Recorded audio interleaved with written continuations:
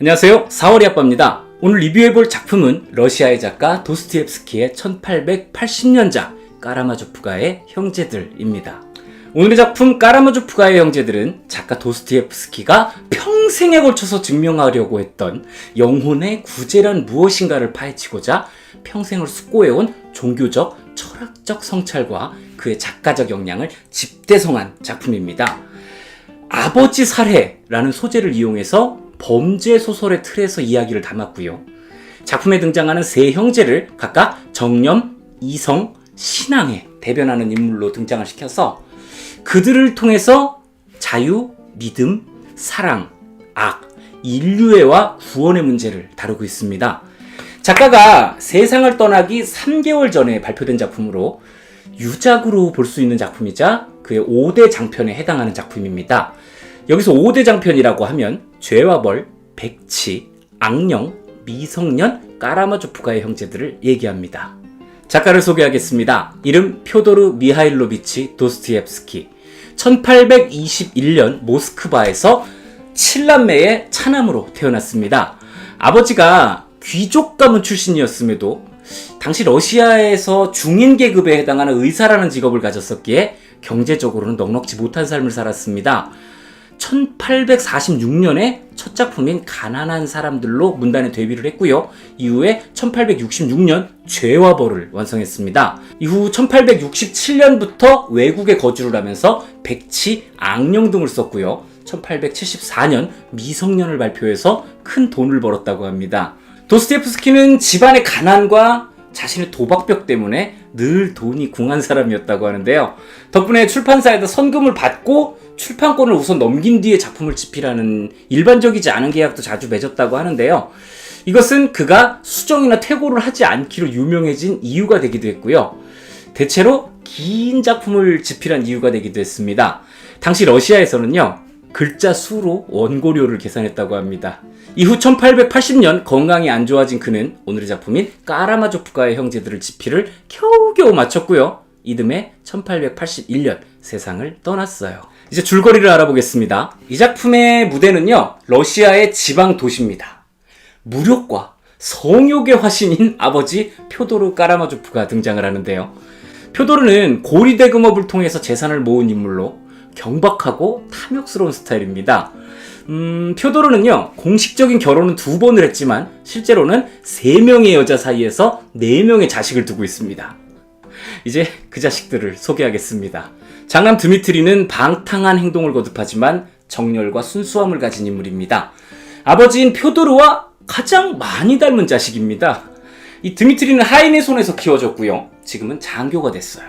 둘째, 이반. 신문에 글을 기고하는 지성미 넘치는 학구파로 인류의 행복을 추구하는 무신론자입니다. 셋째, 알료샤. 천사라고 불릴 정도로 자애가 넘치는 수도사인데요. 이 지역민들에게 가장 많은 존경을 받고 있는 조시마 장로 밑에서 생활을 하고 있어요. 그리고 사생아 스메르자코프가 있습니다. 아버지인 표도르와 동네에서 백치라고 불리는 여성 리자베타 사이에서 태어났는데요. 그 아들 취급도 안 하고 그냥 집안 하인으로 부리고 있습니다. 갑자기 홍길동전이 떠오르네요. 이렇게 4명이 그 자식들입니다. 표도르는 자식들에게 좋은 아버지가 아니었습니다. 그저 부모, 자식이라는 관계만 유지할 뿐이었죠. 이렇게 가족인 듯 가족 아닌 듯 떨어져 지내던 이들이 20년 만에 고향에 집합하게 됐습니다. 이유는요, 아버지와 장남 드미트리의 갈등 때문인데요. 두 사람은 지금 재산 문제로 큰 갈등을 겪고 있습니다. 드미트리는 돌아가신 어머니 몫의 재산을 달라고 하는 중이고요. 표도르는 못 준다 이놈아 이겁니다. 두 사람은 하다하다 부자지간에 막 몸싸움까지 벌이는 추태를 부리기까지 하는 상황이거든요. 그래서 둘째 이반이 아버지와 형을 좀 말려보겠다 하면서 고향으로 왔고요. 셋째인 알료샤가 모시고 있는 조시마 장로에게 도움을 청해서 두 사람을 중재해보기로 했습니다. 하지만 표도르는 조시마 장로의 중재에도 아랑곳하지 않고 수도사들 앞에서 행패를 부리면서 판을 엎어버리고는 집으로 돌아가 버렸어요. 사실 이렇게까지 서로의 감정이 격해진 데는요, 다른 이유가 또 있습니다. 이 드미트리가요, 카테리나라는 약혼녀가 있거든요. 그럼에도 그루센카라는 여성하고 사랑을 나누고 있었어요. 거기에 더해서 이 약혼녀 카테리나가 유산으로 물려받은 돈을 그루센카하고 놀아나는 데다 다 써버렸던 거예요. 그래서 돈이 좀 급했고요. 아버지인 표도르에게 어머니 몫의 돈을 달라고 요구를 하게 된 겁니다. 그런데 돈을 안 줘요. 그리고 또 한 가지 문제가 있는데요. 지금 만나고 있는 이 그루센카라는 여자한테 아버지인 표도르가 마음이 있다는 사실. 아버지하고 삼각관계 됐네요. 결국에 돈 문제, 여자 문제로 꼬일 대로 꼬인 부자관계는 점점 엉켜만 가고요. 드미트리는 아버지를 죽여야 되겠다라는 말까지 하고 다니기에 이르렀어요. 그러다가 결국 사고가 발생했습니다.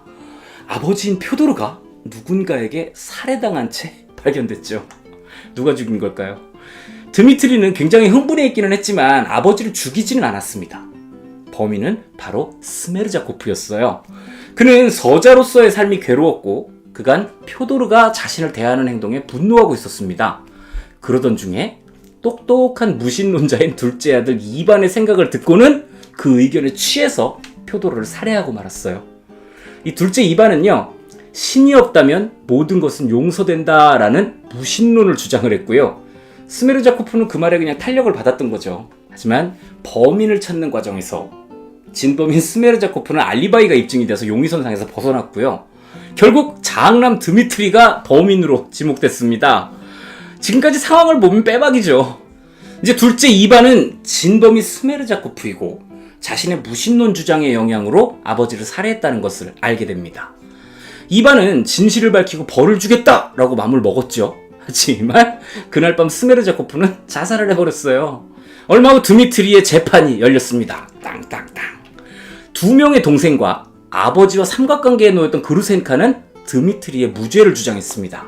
하지만 하인들과 그의 약혼녀 등 대부분의 증인들은 모두 다 유죄를 주장합니다. 결국 그는 아버지를 살해한 죄로 20년형을 선고받고 말았습니다. 자, 상황이 이렇게 되니까 둘째 이반은 자신의 신념으로 인한 살인이 발생을 했고 형이 억울한 일을 당하고 있다라는 죄책감을 느끼기 시작했어요. 그로 인해서 큰 병을 얻게 됐습니다. 그리고 그 과정에서 드미트리의 유죄를 주장했던 약혼녀 카테리나와 둘째 이반이 사랑에 빠지게 됐어요. 이거 뭐야, 막장인데? 아무튼 덕분에 카테리나도 마음을 고쳐먹게 됐고요. 그래서 셋째인 알료샤와 힘을 합쳐서 감옥에 있는 드미트리를 탈출시키기에 이르렀습니다. 이렇게 다시 만난 드미트리와 카테리나, 참 복잡한 상황입니다. 하지만 그 순간 두 사람은 서로를 용서했고요. 이렇게 서로의 상처를 안아주며 작품이 마무리됩니다.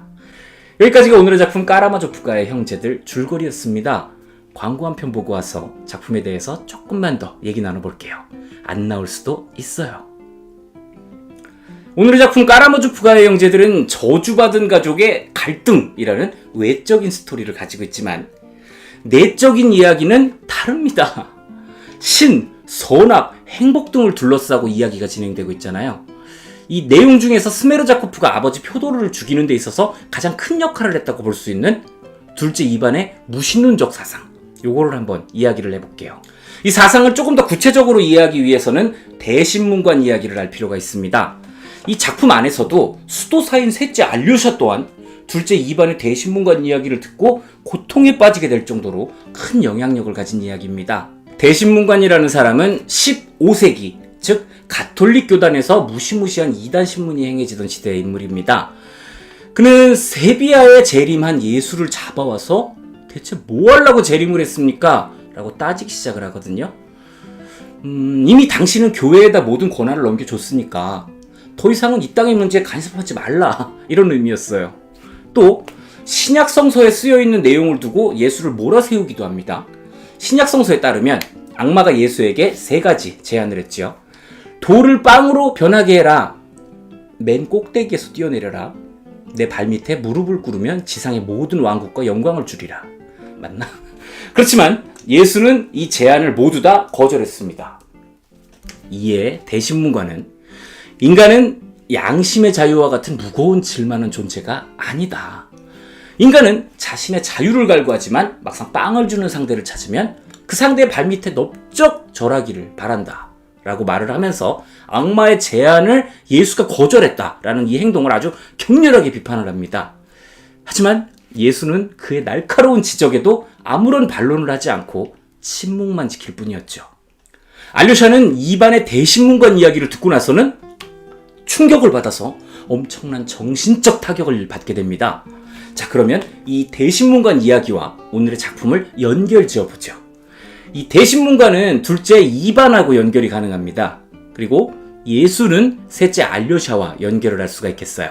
그리고 악마는 스메르자코프와 연결을 하면 됩니다. 이 스메르자코프는 집안의 갈등이 심해지고 이반과의 지적인 교류가 무르익어가면서 결국 아버지를 살해하는 것으로 벌을 내렸고, 나아가 세상과는 타협하지 않겠다라는 의미로 자살을 선택했다고 볼 수 있거든요. 그로 인해서 둘째 이반은 아버지를 살해하라는 직접적인 지시를 하지는 않았지만 책임감을 느끼고 내면적인 벌을 받기 시작합니다. 그로 인해서 악마를 보기까지 하거든요. 결국 작가는 한 인간이 오로지 죄의식 요거 하나만으로도 정신분열에 이를 수 있다는 것을 보여주고 있는 겁니다.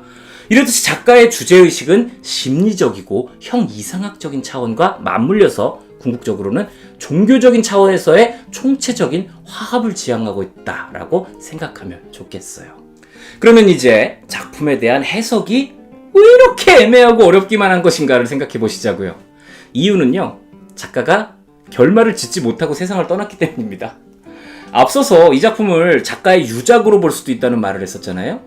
원래 계획대로라면 다음 편이 나왔어야 되는데 이 작가의 사망으로 인해서 마침표를 찍지 못한 채 열린 결말 비스무리하게 마무리가 되다 보니까 이게 어려워지는 겁니다. 이 작품의 서문을 읽어보면요, 이 대하소설의 주인공은 셋째 아들 알료샤라는 것을 알 수가 있게 됩니다. 그래서 오늘의 작품인 까라마조프가의 형제들, 다시 말해서 제1부를 통해서 알료샤가 13년 전에 경험했던 이야기를 회상하듯 서술을 하는 거거든요. 작가는 이렇게 드미트리와 알료샤를 중심으로 신과 믿음에 대한 문제를 계속해서 제시를 한 상태에서 제2부를 통해서 이야기를 이렇게 딱 매듭을 지으려고 했던 건데요. 결국 미완으로 남겨둔 채 세상을 떠났죠. 결국 열심히 문제 제기만 해놓고 끝난 겁니다. 그래서 애매합니다. 네, 여기까지가 무려 40만 단어로 쓰여진 대서사시의 반쪽 까라마조프가의 형제들 리뷰였습니다. 정말 대단한 작품이고 해석에 대해서는 어마어마한 지식이 동원되는 작품이기 때문에 저는 여러분께 작품을 간략히 소개하는 정도에서 마무리하겠습니다. 저는 또 다른 작품으로 여러분을 만나러 오겠습니다. 즐겁게 감상하셨다면 구독, 좋아요, 알림 설정까지 꼭 부탁드리겠습니다. 감사합니다.